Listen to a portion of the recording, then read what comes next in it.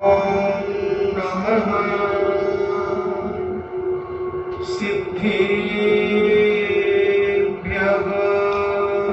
ॐ नमः सिद्धेभ्यः। ॐ नमः सिद्धेभ्यः। ॐ नमः सिद्धेभ्यः। नमो अरिहन्ताणम्।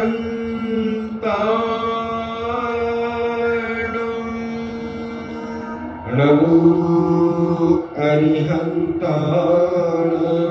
नमो सिद्धाणम्। नमो सिद्धाणम्।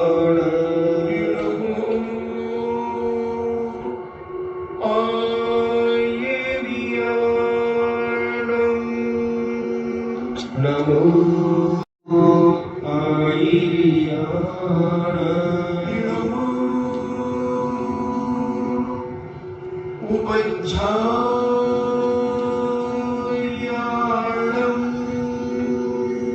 नमो उपज्झायाणाम्। नमो लोये सप्पे सापूर्णम्। नमो लोये सप्पे सापूर्णम्। पंच परमेष्टि भगवान की जय। अहिंसामयी वीतराग विश्व धर्म की जय। देवादिदेव 1008 श्री आदिनाथ भगवान की जय। देवादिदेव 1008 चिंतामणि घोर उपसर्ग विजेता श्री पार्श्वनाथ भगवान की जय। देवादिदेव 1008 शासन नायक बाल ब्रह्मचारी भगवान महावीर स्वामी की जय। परम पूजनीय आचार्य श्रोमणि गुरुवर श्री कुंद कुंद महामुनिराज की जय। परम पूजनीय आचार्य श्रोमणि गुरुवर श्री विद्यासागर जी महामुनिराज की जय। परम पूजनीय निर्यापक श्रवण मुनि श्री सुधा सागर जी महाराज की जय। परम पूजनीय 3.9 करोड़ महामुनिराजों की जय। तपोदय अतिशय क्षेत्र की जय। परम दीक्षित श्री गंभीर सागर जी महाराज की जय। चर्चा चल रही है 10 लाक्षण पर्व की, यानी आचार्य परमेष्टि के मूल गुणों की। ये 10 धर्म सदा काल इस दुनिया में विद्यमान रहते हैं। इनका पालन आचार्य परमेष्टि अपने मूल गुणों के रूप में करते हैं। पूज्योपाध्याय परमेष्टि भी उत्तर गुणों के रूप में इनका पालन करते हैं। साधु परमेष्टि भी इनका उत्तर गुणों के रूप में पालन करते हैं। एक क्षुल्लक आरिकाएं भी 10 धर्मों का सदा काल पालन करते हैं। जो धर्मात्मा जीव है उसके जीवन से 10 लाक्षण पर्व कभी निकलते नहीं, सदा काल उसके अंदर आत्मा में विद्यमान रहते हैं। धर्मात्मा कितना भी क्रोधी हो जाए मगर क्षमा का भाव उसके अंदर रहता है। धर्मात्मा जीव कितना भी अहंकारी मानी हो जाए मगर उसके अंदर विनय भाव होता है। धर्मात्मा आदमी सम्यक दृष्टि जीव कितना भी मायाचारी करे मगर सरलता उसके अंदर होती है। चौथी कसाई, इसे लोक कसाई कहते हैं। प्रति सम्यक दृष्टि धर्मात्मा लोभी हो सकता है मगर शौचता भी उसके अंदर होती है, स्वच्छता भी उसके अंदर होती है, पवित्रता भी उसके अंदर होती है। तृष्णा से रहित जीवन भी उसका होता है। तो आज अपन उत्तम शौच धर्म की चर्चा करेंगे। शौच का अर्थ है स्वच्छता, पवित्रता,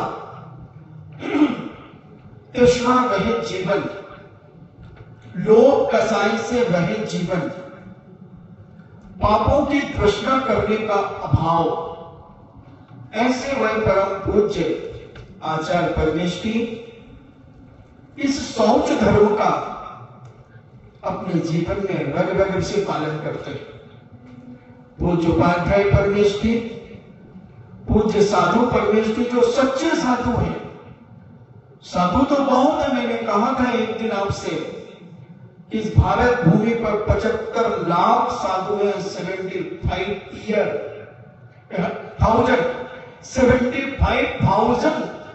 साधु हैं इस भारत भूमि पर। इसे लोग साधु की दृष्टि से देखते हैं।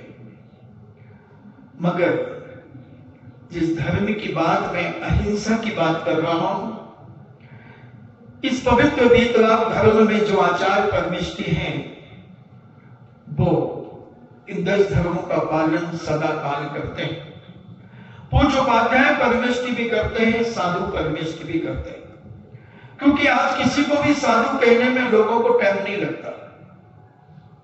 थोड़ा सा भेष बदल ले उसे साधु पुरुष कहने लगते हैं, बाबा कहने लगते हैं। चाहे उसके अंदर डाकुता भरी हो, चाहे उसके अंदर अहंकार भरा हो, उसके अंदर मायाचार भरा हो, उसके अंदर क्रोध भरा हो, 24 घंटे यदवा तद्वा शब्दों का प्रयोग करता हो, अब शब्द बोलता हो, गाली गलौज करता हो, वो व्यक्ति भी आज की दुनिया में साधु के नाम से जाना जाता है। क्योंकि भारत इतने खुदाओं का देश है कि यहां कोई बंदा नजर आता ही नहीं। जहां देखो वहां साधु मिल जाएंगे, जहां देखो वहां भगवान मिल जाएंगे, जहां देखो वहां, यहां वहां, जहां कहां, मत पूछो कहां कहां। जमीन में कब्जा करना है, भगवान को बिठा दो, कब्जा तुम्हारा हो जाता है। बताते एक फिल्म में इस प्रकार की पाखंड की बातें बहुत जोरों से चली, और अपन तो साक्षात अपनी आंखों से देख रहे हैं। पहले लोग लिखते थे यहां गधे पेशाब करते हैं, पहले लिखते थे लोग यहां दुर्जन पेशाब करता है। जब इन सब बातों से किसी दुर्जनों को, मूर्खों को, गधों को जब फर्क नहीं पड़ा, तो लोगों ने एक 3x2 का एक पेडेस्टल बनाया, एक चबूतरा बनाया और अपने भगवान को वहां स्थापित कर दिया। अब वो जगह भी उसकी हो गई, उसके बाप की हो गई, सरकार से भी पट्टा मिल जाता है और वो धर्म स्थल बन जाता है। बहुत सारे दुनिया में लोभी लोग भी हैं और शौच धर्म से युक्त लोग भी हैं। हमें यही समझना है अपने जीवन में कि शौच धर्म का पाखंड करते हुए लोग तृष्णा से कितने लोग इस दुनिया में भरे हैं। जो मोही, जैसे पूज्य मुनि श्री ने भी कहा था कि जो मोह में गाफिल हो जाता है, जो राग में गाफिल हो जाता है, वो उसे साधु मान सकता है, मानता है और उसे बचाने की पूरी ताकत करता है, लगाता है। मगर जो कर्म सिद्धांत को समझता है, जो धर्म को समझता है, वो मध्यस्थ हो जाता है। उसकी हर हरकत देख करके भी वो मौन रहता है, वो राग देश कसायों से रहित होता है। और जो सामान्य जनता होती है वो उसके पाप के ऊपर उंगली उठाती है, वो उसकी गलतियों पर उंगली उठाती है और कहता है ये कार्य इस पद पे रह करके इन्हें नहीं करना चाहिए, नहीं करना चाहिए। ये उसके अंतरंग की आवाज निकलती है। आज कोरोना, सारा विश्व इस कोरोना को समाप्त करना चाह रहा है, इसकी दवा खोज रहा है। बड़े बड़े शोधकर्ता, बड़े बड़े मेडिकल कॉलेज के डॉक्टर्स दिन रात एक कर रहे हैं इस कोरोना की दवाई तैयार कर ले, मगर प्रकृति का साथ नहीं मिल रहा है, पुण्य का साथ नहीं मिल रहा है, क्योंकि ये सामूहिक पाप, ये सामूहिक कर्म के उदय इतने जबरदस्त होते हैं बंधुओं, ये सारा विश्व त्राहिमाम कर रहा है। एक भी प्रधानमंत्री, दुनिया के इतने देश हैं, किसी भी प्रधानमंत्री के चेहरे पे मुस्कुराहट नहीं है, किसी भी राष्ट्रपति के चेहरे पे मुस्कुराहट नहीं है, किसी भी मुख्यमंत्री, गृह मंत्री, जो भी पोस्टों पर हैं, अधिकारी, प्रशासन, सबके मन में एक अशांति का दौर चल रहा है। मगर जो कर्म सिद्धांत को समझते हैं, जो जैन दर्शन की बातों को जो लोग समझते हैं, जिन्होंने वाकई में अपने जीवन में कुछ स्वाध्याय किया है, वो इसको बड़ी शांति से विचार करते हैं कि ये हमने पुण्य के उदय पर इतलाया है, और आज का युग पुण्य के उदय में ही आदमी दुनिया के पाप करता है और फंसता नहीं है। ये भी ध्यान रखना, पापी पाप करता है मगर फंसता नहीं है, तो समझ लेना कि उसका बहुत जबरदस्त पुण्य का उदय चल रहा है। चोरी चोर करता है, वो पकड़ा ना जाए तो पुण्य का उदय है, पुण्य का उदय है। पाप कर रहा है, सत्य व्यसन कर रहा है, जुआ खेल रहा है, शराब पी रहा है, दुनिया के अत्याचार कर रहा है, धोखाधड़ी कर रहा है, मगर पकड़ा नहीं जा रहा है, तो वो बेईमान ये ना समझे कि मैं सही कर रहा हूं, वो ये ना समझे कि किसी को कुछ पता नहीं है, वो ये ना समझे कि मैं जो कर रहा हूं वो सब ठीक कर रहा हूं, कौन मेरा क्या कर लेगा। तुम्हें मालूम है, मेरी एक आंख और एक कान सारे भारत में घूमता है, सारे भारत में घूमता है, और वो सब कुछ मुझे बताता है, मगर मैं भी क्यों नहीं बोलता कि उसके पुण्य का उदय है। क्योंकि मैं जानता हूं कि जब पुण्य का उदय होगा जिसका, उसे दुनिया की कोई ताकत अरेस्ट नहीं कर सकती, उसे पकड़ नहीं सकती, उसे पनिशमेंट नहीं दे सकती। और जब पाप का उदय इतना ज्यादा होता है तो दुनिया की कोई ताकत, दुनिया का कोई पुण्यात्मा उसे बचा नहीं पाता। आज प्रसंग कुछ ऐसा ही है। खैर, चर्चा तो मुझे लोक पर करना है, चर्चा तो मुझे शौच धर्म पर करना है, मगर एक महामंगल पर्व जिसे सारी दुनिया इसे अक्षय तृतीया के नाम से जानती है, इसकी भी मैं चर्चा करूंगा, मुझे प्रासंगिक लगती है। जो मैंने अभी इतनी भूमिका बनाई, ये भूमिका उसी से संबंधित है। आज इस युग के आदि में आदि ब्रह्मा विश्वदेव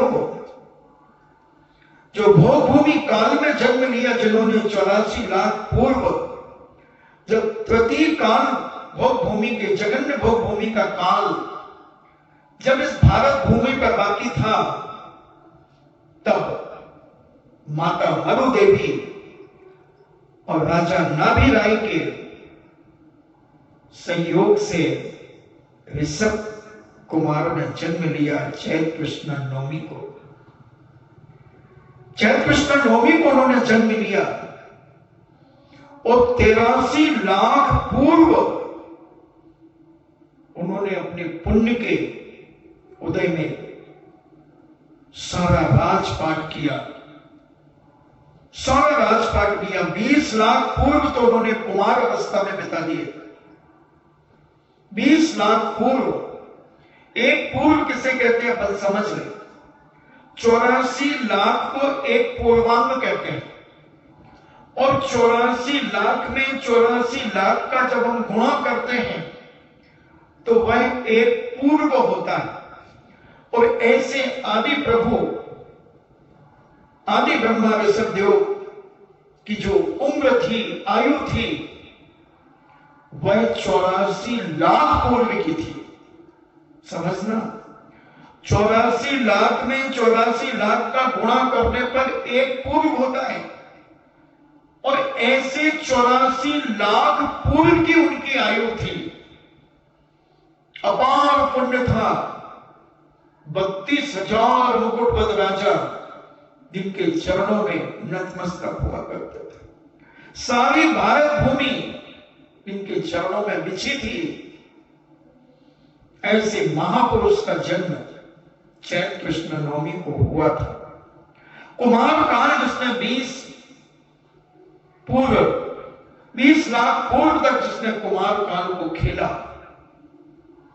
63 लाख पूर्व तक जिन्होंने राजपाट किया, अपार पुण्य था।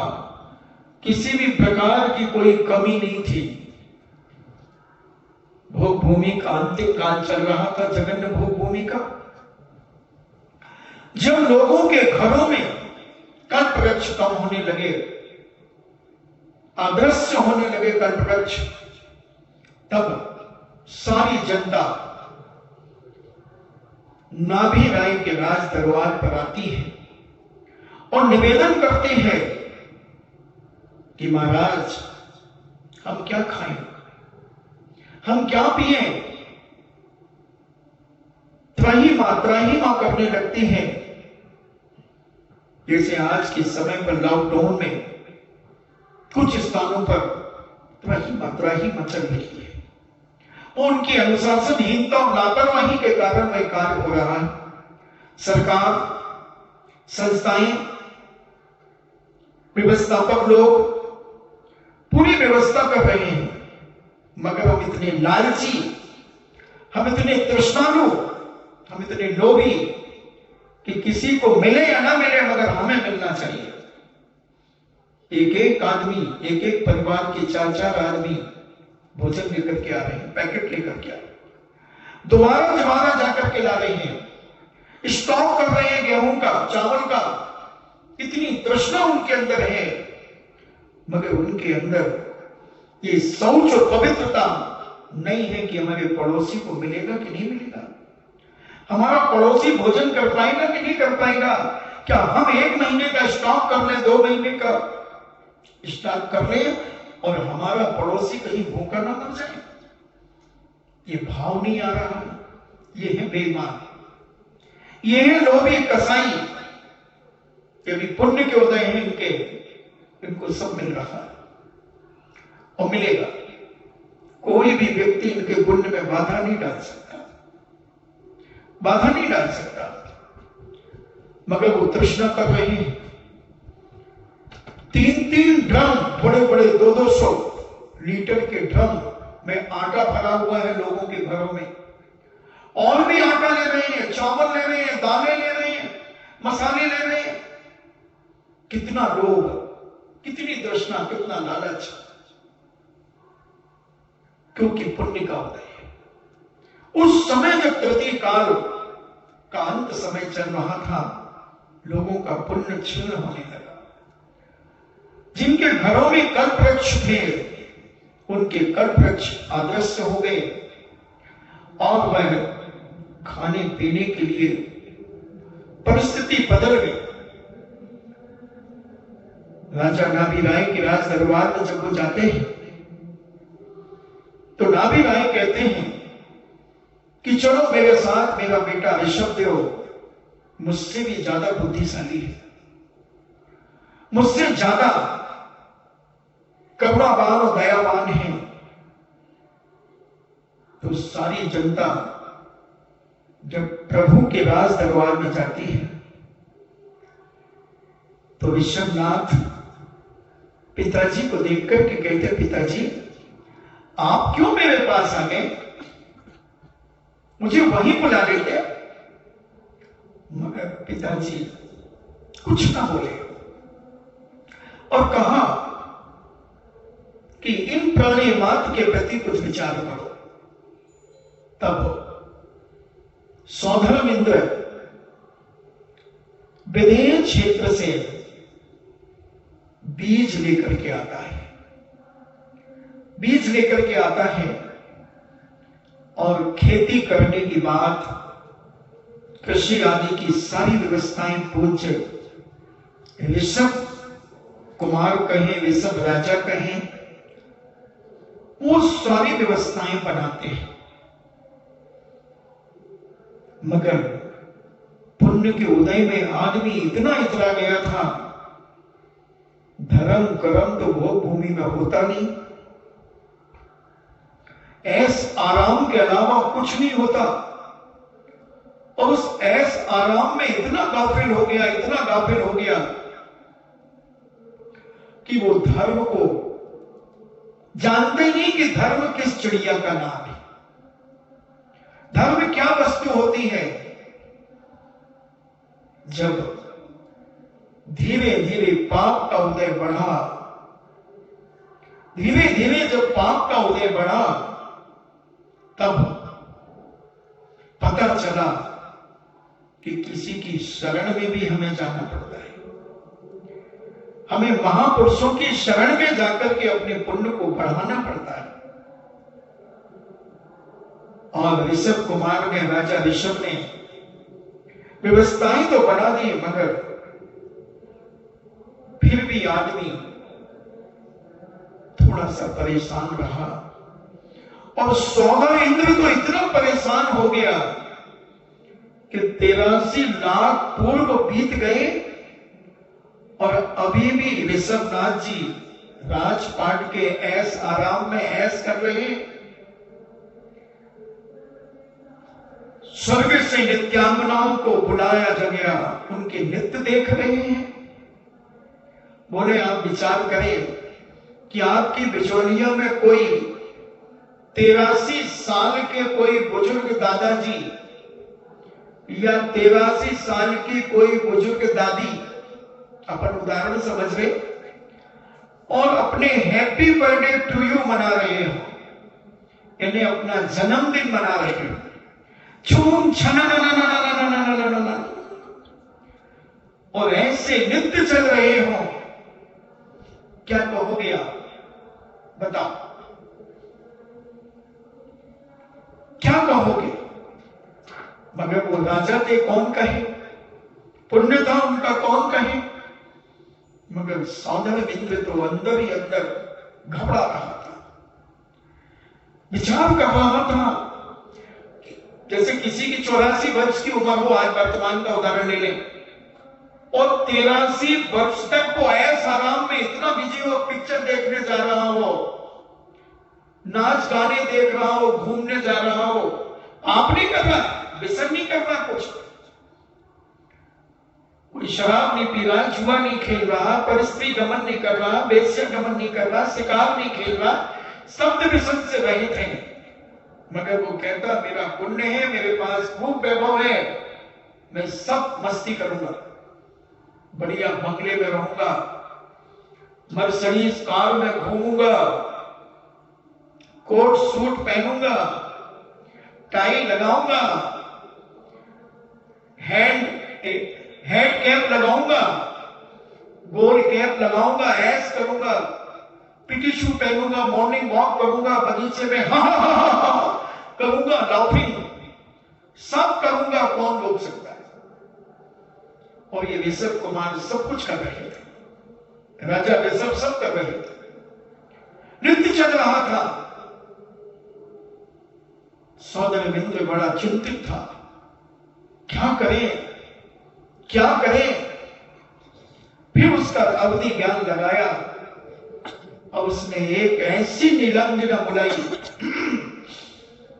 नित्य चलते चलते नीलांजना नृत्य करते करते जिसकी आयु मात्र एक अंतर मुहूर्त थी,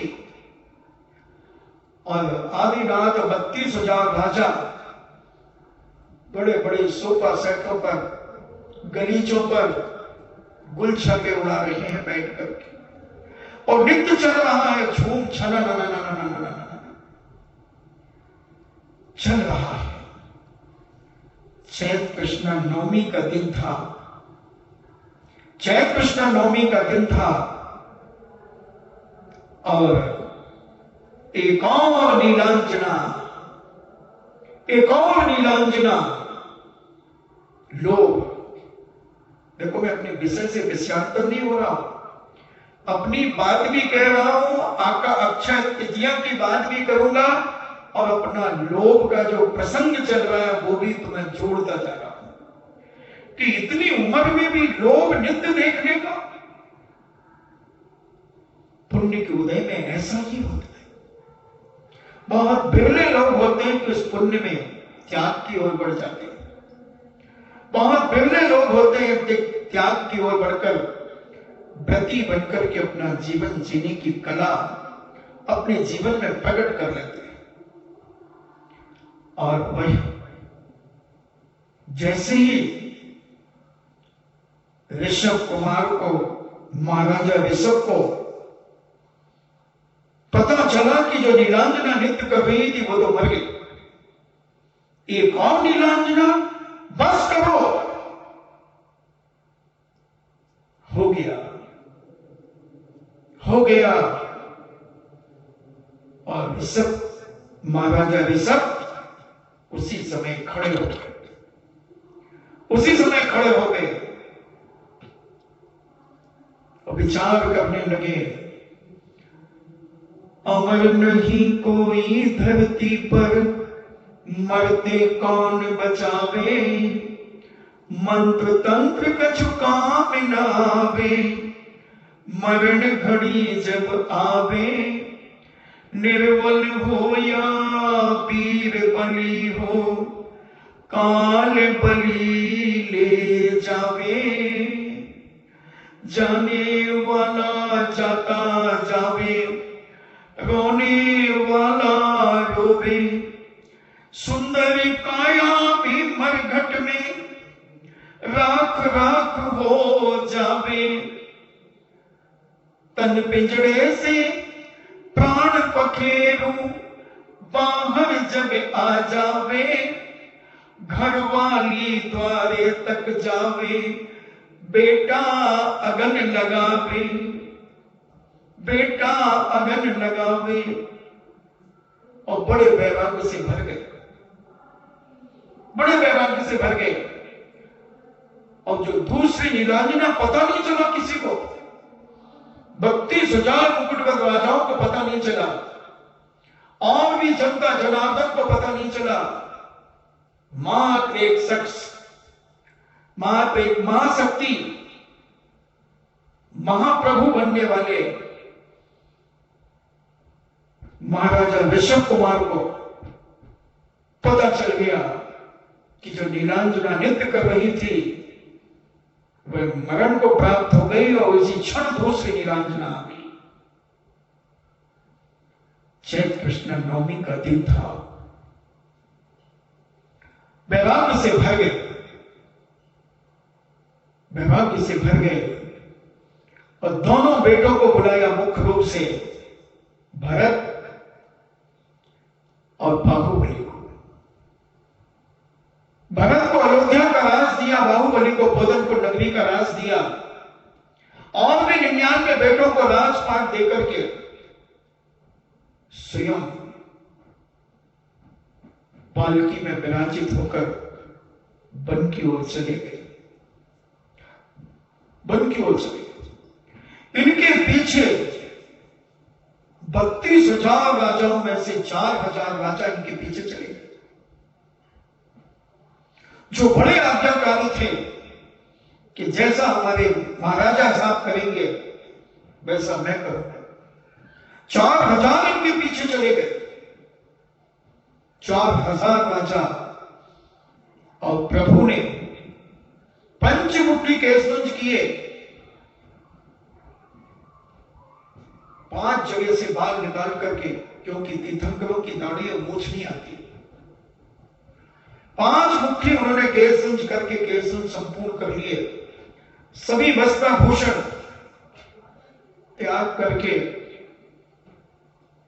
और कैलाश पर्वत पर जाकर के विराजित हो गए। 4000 राजाओं ने भी यही किया। उनके अंदर भी शौच धर्म प्रकट होने लगा।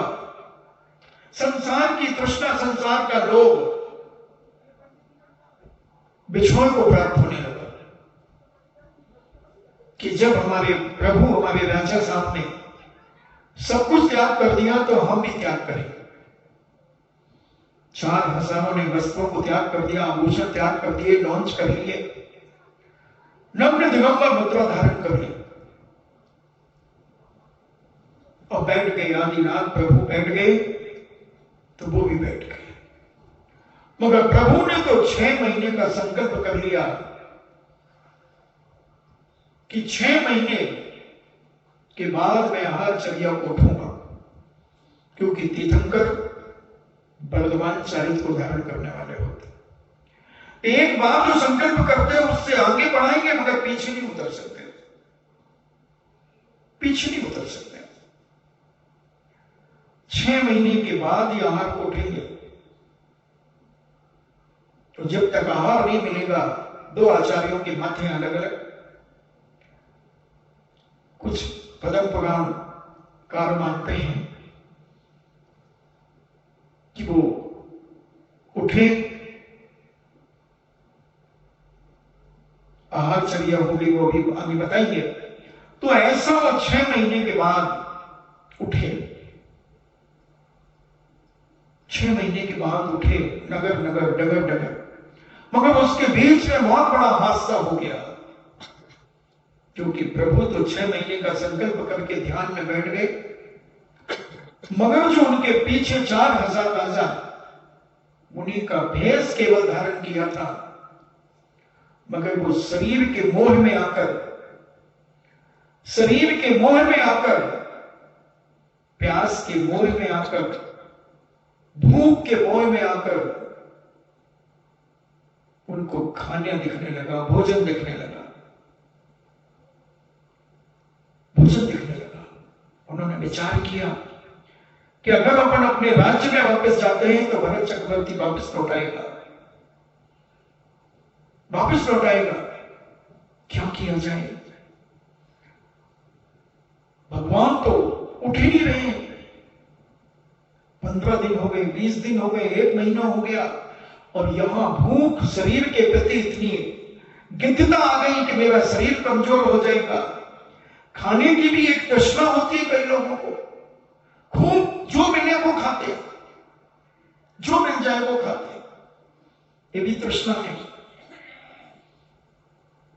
और ऐसी तृष्णा शरीर के प्रति जागी, क्या करें, कैसे करें, अब सहन नहीं हो रहा है,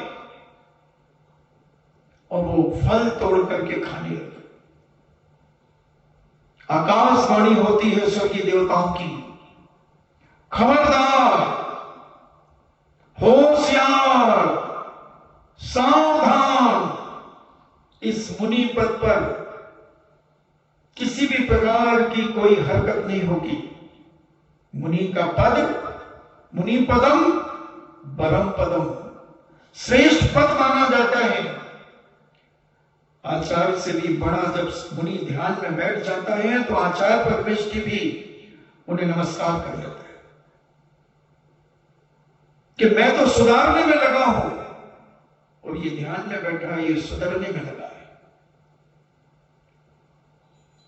इसलिए आचार्य पद भी छोड़ा जाता है, उपाध्याय पद भी छोड़ा जाता है। मुनि पद से ही समाधि हुआ करती है, मुनि पद से ही मोक्ष होता है। आचार्य उपाध्याय पद से किसी को मोक्ष नहीं होता, क्योंकि ये पवित्र है। मगर मुनि सच्चा होना चाहिए। केवल कपड़े उतारने से कोई साधु नहीं हो जाता, क्षुल्लक बनने से, केवल पैंट शर्ट उतारने से कोई क्षुल्लक नहीं हो जाता। कोई कुर्ता पजामा पैंट शर्ट उतार कर ब्रह्मचारी की ड्रेस पहनने से कोई ब्रह्मचारी नहीं हो जाता। कोई सफेद साड़ी पहनने से कोई ब्रह्मचारी नहीं हो सकती। सभी जगह लगा लेना, अंदर से तुम कितने स्वच्छ हुए हो, कितने पवित्र हुए हो, वही तुम्हारा पद है, वही तुम्हारा पद है। तुम कितने निर्लोभी हुए हो अंदर से, कितनी स्वच्छता तुम्हारे अंदर आई है, कितनी पवित्रता तुम्हारे अंदर आई है मित्रों। ये मैं कहना चाह रहा हूं। जो आज उत्तम सोच धर्म की बात करने के साथ अक्षय तृतीया का प्रसंग जो जुड़ा, इस पर देखो कि हम कितने स्वच्छ हुए हैं। इस शरीर के प्रति हमारा ममत्व भाव कितना कम हुआ है। हम कितने राग में लिपटे हैं कि कितने राग को हमने छोड़ा है। हम कितने स्वच्छ अंदर से हुए हैं, कितनी तृष्णाएं हमारी कम हुई हैं, कितने राग देश हमारे कम हुए हैं। ये टटोलना हर साधक का कर्तव्य है, हर धर्मात्मा का कर्तव्य है, हर व्रती का कर्तव्य है और हर सम्यक दृष्टि का कर्तव्य है। जो भी अपने आप को सम्यक दृष्टि मानता है, जो भी अपने आप को धर्मात्मा मानता है, जो भी अपने आप को कोई पद इलक क्षुल्लक ब्रह्मचारी ब्रह्मचारिणी आरिका मुनि महाराज आचार्य प्रमाद उपाध्याय महाराज अगर जो मानते हैं, उनके अंदर से तृष्णाएं कितनी कम हुई है, ललक कितनी कम हुई है। खाने की हो सकती है, देखने की हो सकती है, सुनने की हो सकती है, पीने की हो सकती है, हर चीज में कहीं भी लगा लेना, पहनने की, ओढ़ने की, बिछाने की, हर चीज में कितनी तृष्णा तुम्हारी कम हुई है। इसी का नाम है शौच धर्म। शौच धर्म, सोच और शौच में बहुत अंतर है। सोच तो मल विसर्जन करना, और शौच का अर्थ है शुद्धता, पवित्रता। शुद्धता, पवित्रता, वो कितनी तुम्हारे अंदर आई है वो तुम्हें देखना है, कोई दूसरा नहीं देखेगा। तुम अपने परिणामों को टटोलो कि हमारे परिणामों में कितनी निर्मलता आई है, कितनी पवित्रता आई है, संसार से कितनी उदासीनता आई है कि हम संसार में अभी भी लिप्त हैं, संसार में सिक्त हैं। थोड़ा सा स्वयं के द्वारा स्वयं को झांकना होगा। दूसरों को तो खूब झांक झांक करके देखा, मगर स्वयं को भी एक बार झांक करके देखने का प्रयास करो। स्वयं अपने गरेबान में देखो कि हम किस कुल में हमने जन्म लिया और हम क्या हरकतें कर रही है। क्या सोचेंगे हमारे माता पिता, क्या सोचेंगे हमारे रिश्तेदार, क्या सोचेंगे देव शास्त्र साधु संत, जब हमारी पोल पट्टी खुलेगी, जब हमारा इतिहास खुलेगा, तो इतिहास काला होगा बंधुओं, इतिहास काला होगा। उस समय तुम्हें फिर कौन माफ करेगा। अभी पुण्य के उदय में कर लो कितना काला करना इतिहास। जितना तुम काला करते जाओगे वर्तमान, उतना इतिहास काला होता चला जाएगा। कब तक? जब तक तेरे पुण्य का बीता नहीं करार, तब तक तुझको माफ है अवगुण करो हजार। पुण्य के उदय में खूब अवगुण करो, खूब पाप करो, खूब दुनिया की सब कुछ करो बंधु, कोई तुम्हारा बाल बांका नहीं कर सकता।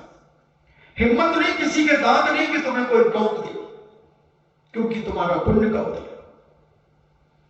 और जब ये पुण्य क्षीण होने लगता है, अब ये जानते हो आप, सुख के पीछे दुख लगा हुआ है और दुख के पीछे सुख लगा हुआ है। चिंता मत करना, कोरोना जाएगा,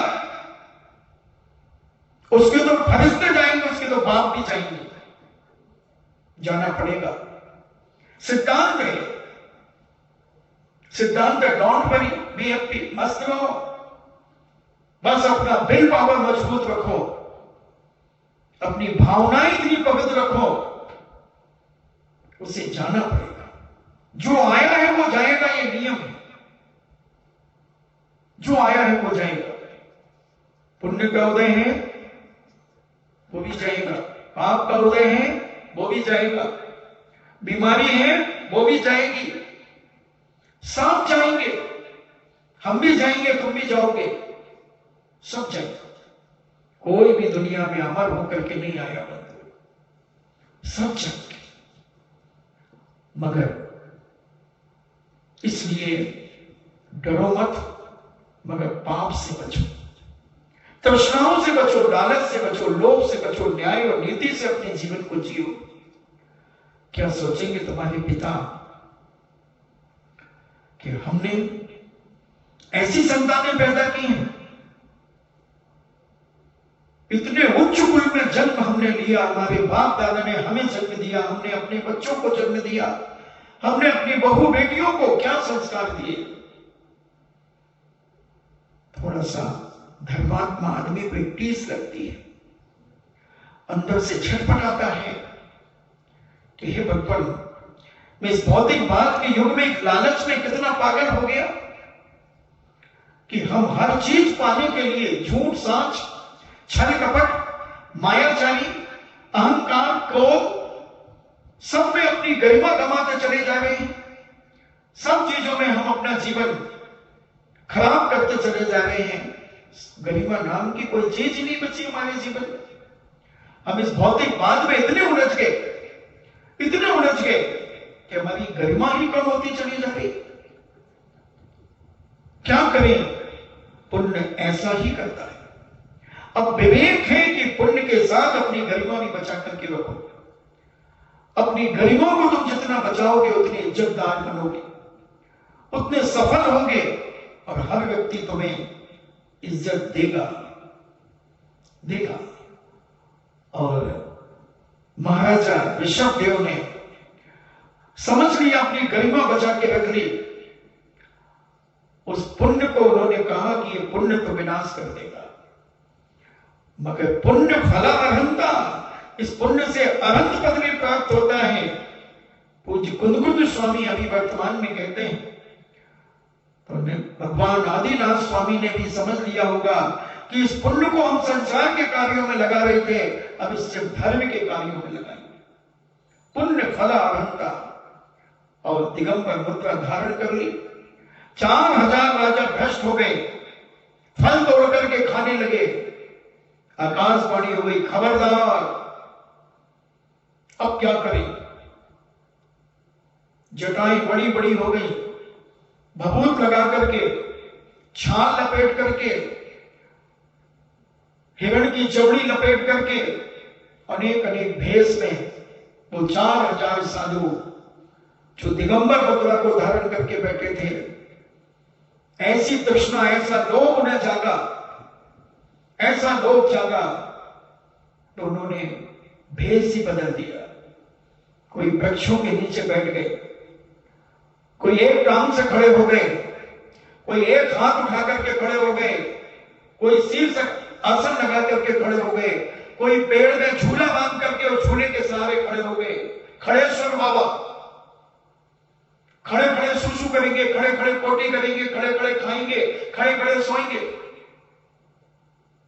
अनेक अनेक प्रकार के रूप बदल बदल करके साधु का भेष धारण कर लिया।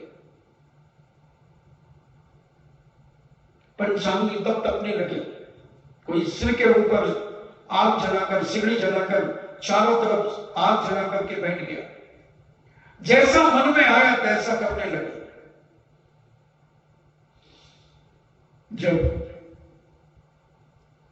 महाराज ऋषभ सागर महामुनि, महातपस्वी, जब 6 महीने के बाद आहारचर्या को उठे,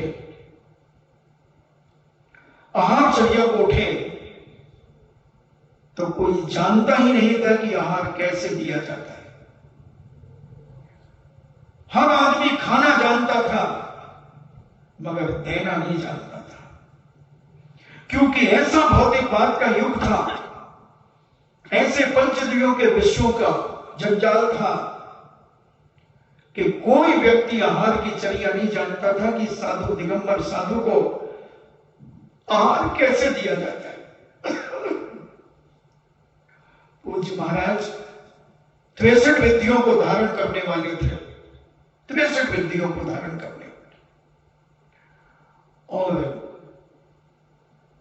हिमालय की चोटी से उतरते हैं, जैसे साक्षात हिमालय उतर के आ रहा हो, ऐसे प्रभावशाली पुण्यशाली 63 रिद्धियों से युक्त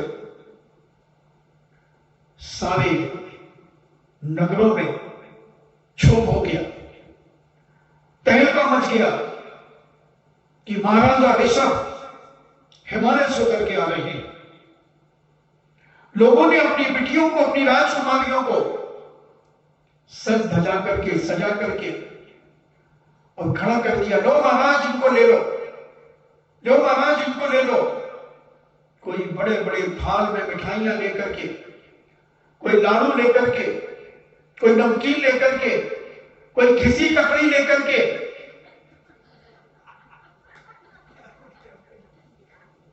हाँ क्या उस समय होंगे, सब लोग होंगे, उसमें कौन सी बड़ी बात है। मैं तो जो कहता हूं शास्त्रों की भाषा कहता हूं, बस उसमें थोड़ा टेस्टी जरूर बना देता हूं, नमक मिर्ची मिला करके, खटाई डाल करके उसको टेस्ट बना देता हूं, जिसमें तुम्हें भी उसको लेते समय, सुनते समय अंदर से गुदगुदी आ जाए।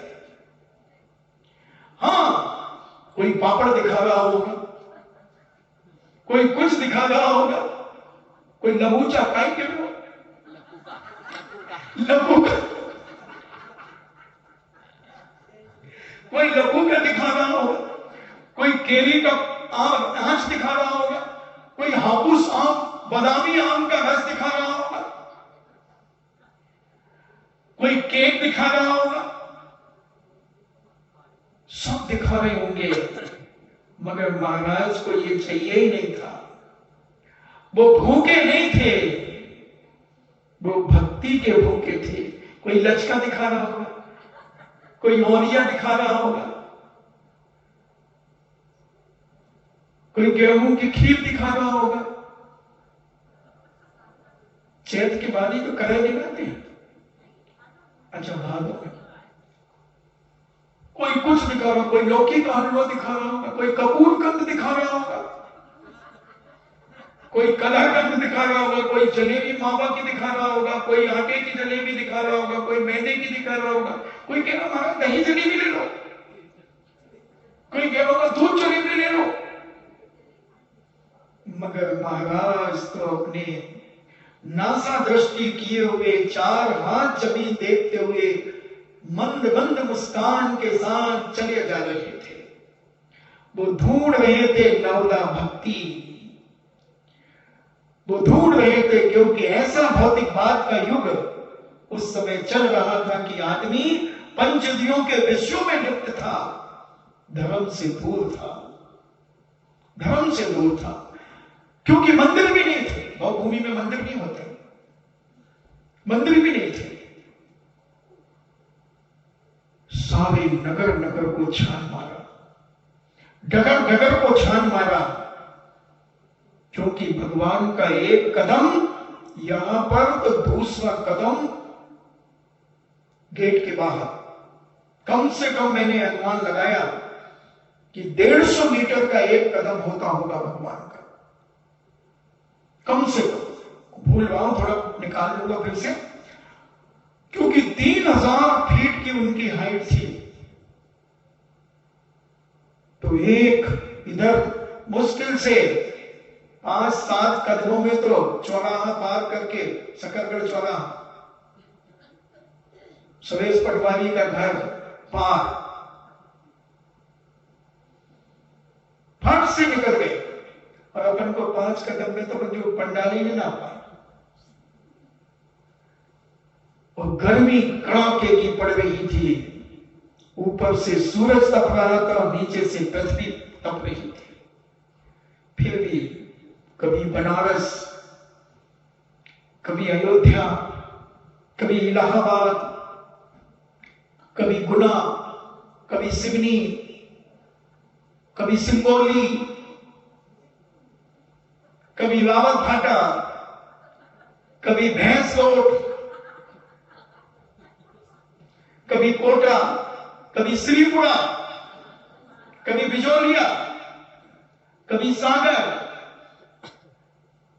कभी उज्जैन, कभी इंदौर, प्रतिदिन उठ रहे हैं एक आचार्य की मान्यता से, उठ रहे हैं और पुनः कैलाश पर्वत पर आकर के पुनः ध्यान में बैठ जाते हैं। प्रतिदिन उठ रहे, कहां गए 101 बेटे, कहां गई दोनों बेटियां ब्राह्मणी और सुंदरी, कहां गया वो सौदामिंद्र जो गर्भ कल्याणक से लेकर जन्म कल्याणक और दीक्षा कल्याणक में आया, कहां गए वो चारों निकाय के स्वर्गीय देवता, कहां गए बंधुओं? इतना नहीं जान पाए कि भगवान क्या चाह रहे हैं? क्या कारण था? पाप का उदय था हम सबका, अंतराय कर्म का उदय था हम सबका, कि हमारे प्रभु हमारी गलियों में आ गए, हमारे नगर में आ रहे हैं और हम दुर्भाग्य उन्हें हार नहीं दे पा रहे हैं। 1 महीना निकल गया, 2 महीने निकल गए, की होगी मायाचारी हमने अपनी जिंदगी में, किया होगा छल कपट, किया होगा अहंकार, किया होगा कसाय, क्रोध कसाय, लोभ कसाय, कंजूस पना जिंदगी में जिया होगा। कंजूसों का धन कभी दान में नहीं लगता। खूब अत्याचार किए होंगे हमने, तो दानांतराय कर्म का हमारा क्षयोक्षम नहीं रहा। हम दान देना ही भूल गए, दान देना ही भूल गए। कैसे पाप का उदय? साक्षात तीर्थंकर हमारे घर के सामने से निकल रहे हैं और हम दुर्भाग्य उन्हें पड़गा नहीं पा रहे हैं। कितना पाप का उदय करना, थोड़ा विचार करना। 1 दिन हो गया, 2 दिन हो गए, 1 हफ्ता हो गया, 1 महीना हो गया, 2 महीने हो गए, 3 महीने हो गए, 4 महीने हो गए, 5 महीने हो गए, 6 महीने हो गए। कहां गई बुद्धि? सौदामिंद्र की वो तो अवधि ज्ञानी था, भरत चक्रवर्ती अवधि ज्ञानी थे। 96,000 रानियां क्या सो गई थी? 8,000 रानियां बाहुबली की थी, वो क्या सो गई थी? 99 बेटे थे, वो कहां गए थे? उनकी श्रीमतियां कहां गई थी? मरु देवी कहां चली गई थी? नाभी राय कहां चले गए थे? थोड़ा विचार करना चाहिए। पुण्य के उदय में इतराना नहीं चाहिए बंधुओं। जब इतनी बड़ी ताकत, इतनी बड़ी शक्ति युग के आदि में जिन्होंने जन्म लिया, प्रथम तीर्थम का पद जिन्होंने पाया, वो भी आहार चर्या के लिए घूम रहे हैं। बिचौलिए भी आए होंगे, 3 अंजलि गन्ने का रस नहीं दे पाए तो अभी तक जगबहार में दिखा रहे हो। ले महाराज, ले महाराज। सोचना, विचार करना, कैसे पाप का उदय था हमारा, कैसे पाप का उदय था। सारे देशों में घूमे, सारे देशों में घूमे, कर्नाटक भी गए, केरल भी गए, आंध्र प्रदेश भी गए, सब जगह गए, सब जगह गए, दिल्ली भी गए, आगरा भी गए, सारे देशों में, नगरों में, राज्यों में गई। 6 महीने हो गए, 7 महीने हो गए, नहीं मिला आहार, नहीं मिला। बढ़ते गए दिन, बढ़ते गए दिन, गर्मी से गर्मी आ गई। चैत कृष्णा नवमी से और बैसाख आ गया। 13 महीने हो गए, एक बूंद पानी का नहीं गया जिसके मुख में, एक दाना रोटी का नहीं गया। और विचरण कर रहे हैं, विचरण कर रहे हैं, करते करते 7 महीने 8 दिन हो गए और सब मिला लो 13 महीने 8 दिन के बाद बैसाख की दोष को राजा श्रेयांश जाति स्मरण होता है कि मैंने पूर्व जन्म में आहार दिया था। स्वप्न आया कि हिमालय साक्षात उतर करके हस्तिनापुर की ओर आ रहा। राजा श्रेयांश प्रातःकाल उठ करके स्वप्न की बात या जाति स्मरण की बात अपने भाई सोम से कहता है, रानियों से कहता है और कहता है कोई बड़ा मांगलिक कार्य होने वाला है। अपनी धर्म की दैनिक क्रियाओं से निपटकर राजा श्रेयांश देखता है कि सामने से साक्षात जैसे हिमालय उतर के चला रहा और लाखों की जनता उनके पीछे। अभी जब पूज्य आचार्य विद्यासागर जी महाराज सिटी में जाते हैं, उनके पीछे 5-5, 10 हजार की पब्लिक होती है। मैंने अपनी सगी आंखों से देखा। पूज्य आचार्य सिंह ने मैं बताया 1988 की बात है। 350 चौके पार करके जब पूज्य आचार्य श्री एक स्थान पर पड़ गए और पब्लिक देखो इतनी भीड़, एसपी डीएसपी सारे दौड़ रहे हैं, पुलिस व्यवस्था बना रही है। आचार्य सिंह कहते हैं कि वो 3 फूल वाला मुझसे पूछता है कहां जाओगे, मैं व्यवस्था बना लूं। अब बोले मैं तो मौन था, मैं क्या बताऊं उसको कि मैं कहां जाऊंगा, और बताना ही पाप है। अगर पहले से बता दिया जाए कि मैं उसके चौके में जाऊंगा तो वो साधु का उद्दिष्ट खत्म हो गया। उसने अनुमति दे दी, अनुमति त्याग, जो 10वीं प्रथमा अनुमति त्याग वो खत्म हो गई, वो तो महाव्रती है। क्षुल्लक ही नहीं कह सकता कि मैं कहां जाऊंगा। फिर तो मुनि महाराज की बात अलग है। मुनि महाराज तो किसी प्रकार की आज्ञा ही नहीं दे सकते, खाने की पीने की किसी भी प्रकार की हम ही नहीं दे सकते। फिर तो वो महापूज्य पद है। 10वीं प्रथमा हमारी अनुमति त्याग है, 11वीं प्रथमा हमारी उद्दिष्ट त्याग है। जब हम ही नहीं कह सकते किसी प्रकार के खाने के पीने आदि के बारे में, किसी भी प्रकार की कोई बात में, फिर तो हमारे पूज्य महापद मुनिराजों का जो सच्चे मुनिराज है वो तो 3 काल में कुछ नहीं कह सकते। और जब पड़गाहन हुआ 3 प्रदक्षिणा दी गई, हे स्वामी नमोस्तु नमोस्तु नमोस्तु, अत्रो अत्रो अत्रो, तिष्ठो तिष्ठो तिष्ठो, मन शुद्धि, वचन शुद्धि, काय शुद्धि, आहार जल शुद्ध है, भूमि शुद्धि, भूमि शुद्धि, भोजनशाला में प्रवेश कीजिए। क्या दृश्य होगा, क्या दृश्य होगा।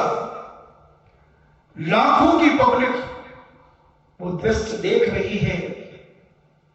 भरत चक्रवर्ती जैसा हाथ जोड़ करके खड़ा है।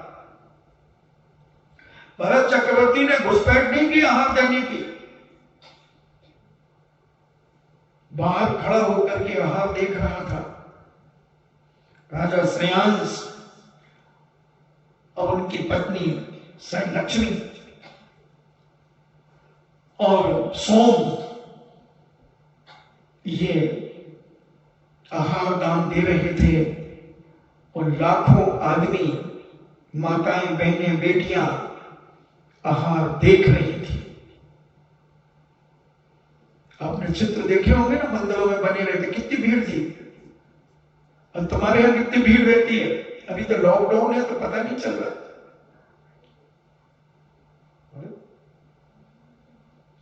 तो ऐसे वो महाप्रभु का आहार हुआ। चक्रवर्ती उस समय नियम लेता है कि आज के बाद जब तक भोजन तब करूंगा जब तक पड़गाहन नहीं करूंगा। नगर में साधु हो या ना हो, प्रतिदिन पड़गाहन करूंगा, प्रतिदिन पड़गाहन करूंगा, द्वार छपन करूंगा। बहुत सारे लोग हैं भारत में जो प्रतिदिन 9:30 बजे अपने द्वार के सामने खड़े होते हैं कलश लेकर। 2-4 मिनट खड़े होते हैं, इस दिशा में देखते हैं, इस दिशा में देखते हैं, सामने से देखते हैं। कि कोई आ जाए, कोई आ जाए। और जब कोई त्यागी व्रती साधु संत नहीं आता तो बच्चों से कहते, बेटा देखो कोई ब्रह्मचारी ब्रह्मचारिणी या मंदिर जी में तो नहीं आए, उनको देखो। और जब कोई नहीं मिलता तो मन मार के भोजन करते हैं। क्या करें, इस पापी पेट को तो खिलाना ही पड़ेगा। कोई त्यागी व्रती को मेरी चंचला लक्ष्मी के 2 दाने किसी साधु संत को, त्यागी व्रती को लग जाते तो मैं धन्य हो जाता, धन्य हो जाती। इसलिए कहा धन्य दाता धन्य पात्र, धन्य दाता धन्य पात्र, इसलिए कहा। और फिर वह मन मार करके स्वयं भोजन करता है, करवाता है परिवार को। बंधु, ये विधि महान साथी से पुण्य को देने वाली है। अगर आपके यहां पर साधु नहीं भी आया और अगर आपकी भावनाएं पवित्र रही तो आपको अपार पुण्य का संचय है। पूज्य वीरसेन स्वामी धवला जी के अंदर कहते हैं, क्योंकि आपने अपनी भावनाओं को इतना पवित्र बनाया, अपनी तृष्णा को इतना कम किया, अपनी लोभ कसाई को तुमने कम करके और साधु संतों की, त्यागी व्रतियों की चर्या के लिए तुमने समय निकाला और अपनी चंचला लक्ष्मी का सदुपयोग किया। यह है महान पुण्य का उदय, महान पुण्य का उदय। कई बार तो कराने वाले को अहंकार हो जाता है। मेरे यहां देखा, महाराज आगे रो जाते हैं, उसका पुण्य खत्म। और जिसके नहीं आ रहे हैं वो शांति से सहन कर रहा है, समता परिणाम रख रहा है, उसका पुण्य दिन दूना रात चौगुना बढ़ रहा है, बढ़ रहा है। क्योंकि जैन दर्शन तो भावों का ही खेल है। मन की तरंगे मार ले बस हो गया भजन, आदत बुरी सुधार ले बस हो गया भजन, आदत बुरी सुधार ले बस बंधुओं। हम समझें लोक प्रवृत्ति को। और आज का दिन जो पावन पवित्र है आका तीज, सारी दुनिया में मनाया जाता है आका तीज। बाद में अन्य दर्शनकारों ने आका तीज के अलग अलग अपनी किंवदंतियां चलाई। कहते हैं आज कृष्ण जी को, पांडव को एक ऐसा पात्र मिला था जो अक्षय पात्र माना जाता था कि जब तक माता कुंती उससे भोजन नहीं कर लेती थी, जब तक उसमें जितने लोग आते थे उस पात्र में से निकाल करके भोजन दिया जाता था। ऐसा बताते एक बार ऐसी घटना घट गई। एक साधु, दुर्वासा, वैष्णव दर्शन की चर्चा है, दुर्वासा साधु मुनि अपने 500 शिष्यों को लेकर पांडव के यहां पहुंच गए। निमंत्रण दिया था और सब भोजन कर चुके थे। दुर्वासा लेट आए क्योंकि उन्हें तो अपना गुस्सा निकालना था पांडवों के ऊपर। और सब हक्के भक्के रह गए कि दुर्वासा मुनि आ गए भोजन करने के लिए शिष्यों को लेकर। और भोजन तो सबने कर लिया। धर्मराज युधिष्ठिर मां कुंती के पास गए, मां, हाँ बेटा, दुर्वासा मुनि आ गए, भोजन, चिंता मत कर। और उन्होंने कहा बैठाओ। और उस पात्र में से निकाला, क्योंकि मां कुंती ने अभी भोजन नहीं किया था, और मां कुंती ने परोसना शुरू किया। सारे शिष्यों को दुर्वासा मुनि ने भोजन किया। चर्चा बड़ी है, मैं भाव बता रहा हूं। तो वैष्णव दर्शन में इसको अक्षय तिथियां मानने लगे। और भी अन्य दर्शनकारों ने अपने अपने तरीके से मानी, मगर जैन दर्शन के अनुसार ये अक्षय तिथियां अरबों खरबों वर्षों से, क्योंकि आदिनाथ स्वामी के 50 लाख पूर्व के बाद तो अजितनाथ भगवान हुए, फिर उसके बाद संभवनाथ, अभिनंदननाथ, ऐसे होते होते आज गिनती नहीं, तब से ये अक्षय तृतीया चल रही है।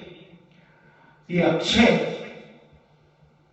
दान, साधु की आहारचर्या का दिन, पवित्र पावन दिन, इसमें लोगों ने शादियां करना शुरू कर दी। गुड्डा गुड्डी की शादियां, खेल होने लगे, एक राजा एक रानी की शादियां कराने लगे। बचपन में भी लोग खूब खेलते थे, जैन समाज में भी खेलते थे, पुत्र पुत्रियां कहते थे ऐसे, और वो चने की दाल वगैरह फुला करके खाते थे, खिलाते थे।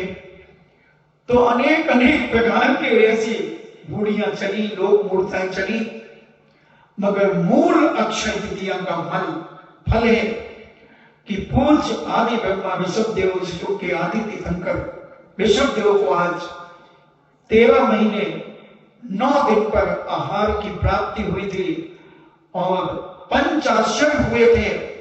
ऐसे तीर्थंकरों के आहार जब होते हैं जहां पर, तो वहां पंचाश्चर्य होते हैं और 12.5 करोड़ रत्न गिरते हैं, अधिक से अधिक और कम से कम 1,25,000 रत्न गिरते हैं। तो ऐसे आज की अक्षय तृतीया आप सबके लिए अक्षय प्रदान करे, आपकी बुद्धि दिन प्रतिदिन धर्म के बारे में अक्षयता को लेकर के चले, लोक प्रवृत्ति और तृष्णाओं से रहित होकर आपका जीवन चले। ऐसी मंगल भावना मैं आपके जीवन के लिए करता हूं कि हे भगवान, आप अपने पुण्य को सातिशय के रूप में बढ़ाएं और अपने जीवन में साधु संतों को, त्यागी व्यक्तियों को सदा काल आहार दान देने की परंपरा स्वयं करें और अपने आने वाली पीढ़ी को भी संस्कारित करें। क्योंकि इस आहारचर्या का ज्ञान नहीं होने के कारण पूज्य आदि ब्रह्मा ऋषभ देव को 7 महीने 9 दिन तक आहार नहीं मिला। काश अगर तुम्हारे यहाँ छोटे छोटे नन्हे मुन्ने बच्चे, मगर उन्हें भी विवेक होना चाहिए, ऐसे नहीं कि वो बैठे बैठे मुंह में उंगलियां दे रहे, नाक में उंगलियां डाल रहे, इधर कर रहे, अंदर दुपट्टा पहना दिया, नहीं, वो गलत है। तो मुंह में हाथ दे रहे, सुत्ती, जब तक वो बच्चा 8-9 साल का ना हो जाए, जब तक वो समझने ना लगे अच्छे से, तब तक उसको चौके के अंदर नहीं लाना चाहिए।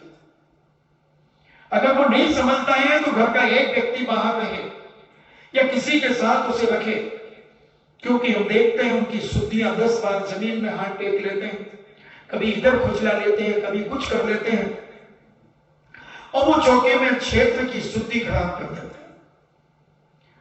तो मन साधु का थोड़ा सा बिगड़ जाता है, क्योंकि शुद्धि का ही तो खेल है, विवेक का ही तो खेल है। भोजन तो सारी दुनिया में भरा पड़ा है, भोजन की कमी नहीं है। विवेक और शुद्धि, ये 2 चीजें जैन दर्शन सिखाता है। और जिसने ये सीख ली, इसलिए हर माता पिता को अपने बच्चों को ये संस्कार विरासत में देना चाहिए। आप दुनिया की विरासत तो खूब देते हैं, माइंस दे देंगे, फैक्ट्रियां दे देंगे, गोदाम दे देंगे, क्या बोलते, स्टॉक दे देंगे, सब दे देंगे, खेत दे देंगे, गाड़ियां दे देंगे, सब दे देंगे, धन दौलत दे देंगे, मगर अपने नाती पोतों को, बेटों को, बेटियों को ये संस्कार दो कि बेटा ये ध्यान रखना, नगर में जब भी साधु, अच्छे साधु की बात कर रहा हूं, ऐसे नहीं पीछे कमंडल वाले तुझको लाखों प्रणाम, उनकी बात नहीं कर रहा मैं, वो तुम्हारी मर्जी। मैं तो वो बात बता रहा हूं कि जो अपनी शक्ति के अनुसार अपनी चर्या का निर्दोष पालन कर रहे हैं, मूलाचार के अनुसार अपनी चर्या का पालन निर्दोष कर रहे हैं, अपनी शक्ति को न छुपाते हुए अपनी त्याग और तपस्या में अपने जीवन को यापन कर रहे हैं, किसी चीज की याचना नहीं कर रहे हैं, कोई तृष्णा और लोभ से रहित होकर के अपनी चर्या का निर्वाह कर रहे हैं, उनको खूब नवदा भक्ति से आहार दान दो, महान साथी से पुण्य का बल, महान साथी से पुण्य का बल। शिथिलाचार का समर्थन मत करो। अब नगर में आई जाए तो आहार करा करके पधारो महाराज साहब, बस, ज्यादा नहीं। क्योंकि अगर तुम शिथिलाचारी को भी समर्थन कर दोगे तो वो कहेगा कोई बात नहीं, अपन को तो भोजन तो मिल रहा है ना, अपने को कौन रोक रहा है, अपन तो मोबाइल भी चला रहे, टीवी भी देख रहे, कूलर पंखों में भी रह रहे, फिर भी अपन को आहार तो वही रहा है, मस्त रहो ना। और थोड़ा सा श्रावक अगर टाइट हो जाए, देखो महाराज आहार तो खूब अच्छे से कराऊंगा मगर ये सब चीजें ठीक नहीं, ये आगम के विरुद्ध है महाराज। क्या आपकी दीक्षा में आपको मोबाइल मिला था?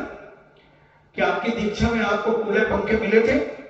कि आपकी दीक्षा में आपको ये दुनिया के लैपटॉप आदि जो भी आप रखते हैं ये सब मिले थे? नहीं। तो फिर कहां से आए? कहां से आए? उठाओ बेटा लैपटॉप, तुम कह रहे थे ना लैपटॉप चाहिए पापा, ले जाओ ये महाराज को ले जाओ। महाराज क्या करेंगे? उठा लो बेटा, लो। पापा मेरे को भी मोबाइल लेना था, आप 15 दिन से कह रहे हो। हाँ मुझे मालूम था कि महाराज अपने नगर में आ रहे हैं। उठाओ बेटा, 3 मोबाइल पड़े महाराज के टेबल पे, ले लो, एक ले लो, जाओ, है ना। अब वो चार्ज करा लेना बेटा, ज्यादा हो तो नंबर चेंज करा लेना, नहीं तो लोग तुम महाराज का समझ के इस पे फोन करेंगे तो फिर तुम क्या जवाब दोगे? तुम थोड़ी ऐसी बात होगी, है ना। चेंज करा ले। हाँ पापा ठीक है, पापा इसमें एप्पल का है महाराज का तो। हाँ हाँ बेटा ले ले ले ले। और क्या चाहिए? और क्या रखा महाराज के पास? राम राम जपना, पाया माल अपना, सब उठा लो, कोई चोरी का पाप नहीं लगे। बल्कि तुम उस साधु को नरक जाने से बचा रहे हो, तुम महान पुण्यशाली होगे, महान पुण्यशाली होगे। तो ऐसा अक्षय तृतीया आज अपन ने मनाई, ऐसी पवित्र भावना अपने जीवन में रखें। और मैं तो दावा करता हूं अगर श्रावक थोड़ी से स्टिक हो जाए तो साधु अपने आप सीधा हो जाए। मध्य प्रदेश में क्यों नहीं चलता ये पाखंड? वहां पहले ही गाड़ी छोड़ देते हैं, कोटा के आसपास छोड़ देंगे गाड़ियां, सारा आडंबर वहीं छोड़ देंगे और फिर बिहार करेंगे। श्रावक पलक पावड़ी बिछा करके आह्वानी करता है, खूब श्रद्धा भक्ति से आहत सैया करवाता है। और जब वो देख लेगा तुम्हारा खुद का ही चौका चल रहा तो वो कहता हमें क्या लेना देना, तुम्हें अपने घर खाओ। क्या छोड़ा तुमने? घर छोड़ दिया, 4 नौकर का चौका लगा लिया, 4 नौकर सेवा में लगा लिए। फिर हम अपने बच्चों को क्यों भैया वृत्ति करने भेजेंगे? तुम्हारे तो नौकर कर रहे हैं भैया वृत्ति। तो ये बिगाड़ते हमें। अगर हम अपने बच्चे से कहें जा बेटा गर्मी बहुत है, महाराज को हवा कर जा करके जा, ले जाइए 2 नैपकिन, एक तौलिया ले जाए, गमछा ले जा और जा बेटा हवा कर। किस महाराज की हिम्मत है कि वो कूलर पंखा मांगे? आरिका आती है, अपनी बेटियों को अपनी बहुओं को भेजो, आरिकाओं के पसीने पोछो, उनकी हवा करो, सेवा करो। शिथिलाचार तो बंधु 2 दिन में मिट सकता है। हम अपने कर्तव्य से पतित हो गए, हम अपनी निष्ठा से पतित हो गए, इसलिए ये स्थिति बन गई।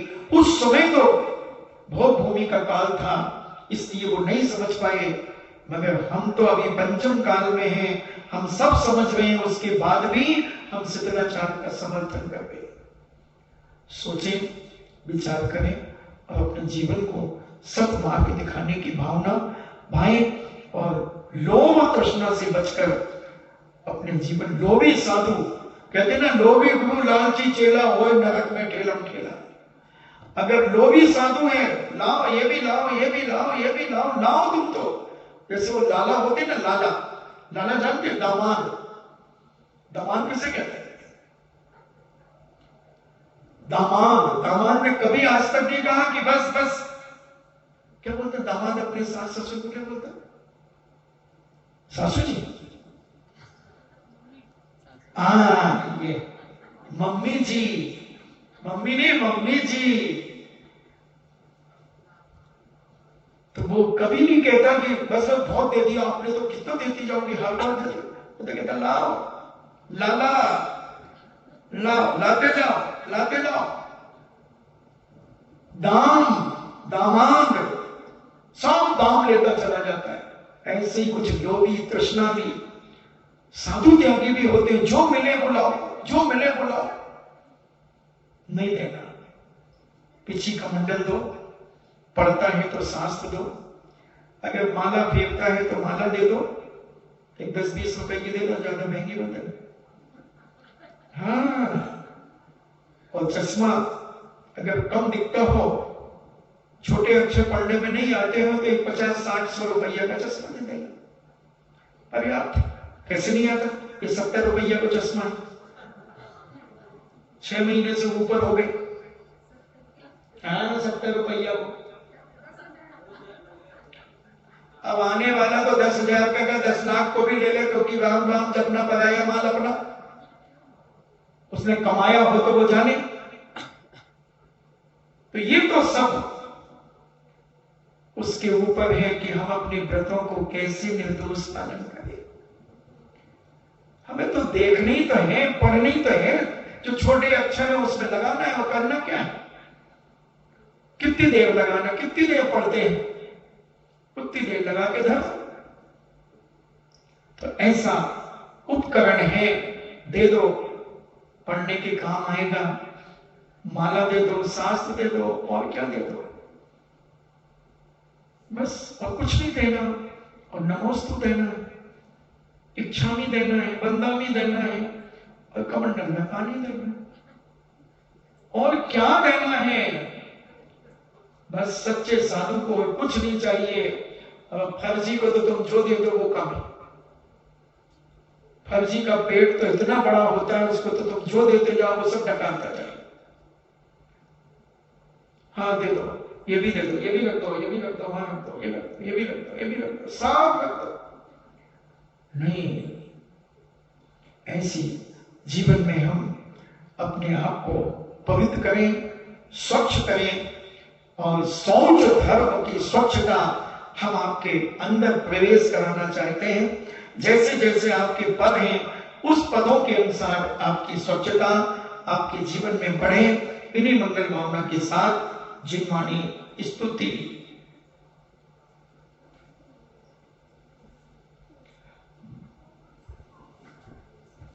वीर हिमाचल दैनिक सी गुरु गौतम के मुख कुंड डरी है।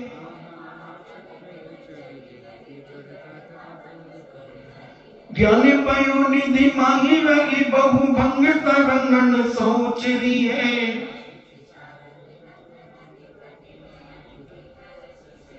या जग मंदिर में अनिवार्य अज्ञानी अंधेर छयो अति भारी।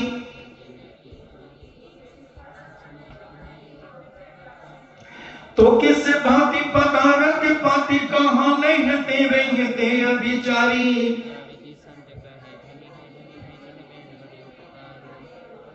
जिनवाणी के ज्ञान से सूझे धोखा लो, सोवर्णी मस्तक धरो सदा देत हूँ धो। हे जिनवाणी भारती तो जपो दिन में, जो तेरो शरणा गए सो पावे सुख चैन। देव भजो अरिहंत को गुरु सेवा निर्ग्रंथ, दया धर्म पालो सदा यही मोक्ष का पंथ।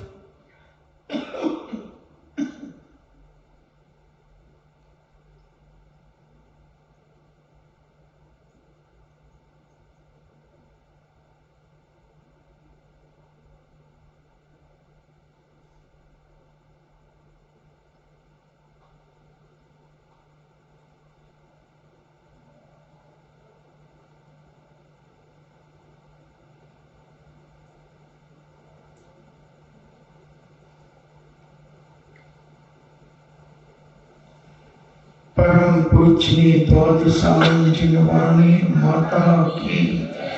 सुत देवता, सुत देवता, सुत देवता, जैनम जेतु शासनम, जैनम जेतु शासनम, जैनम जेतु शासनम।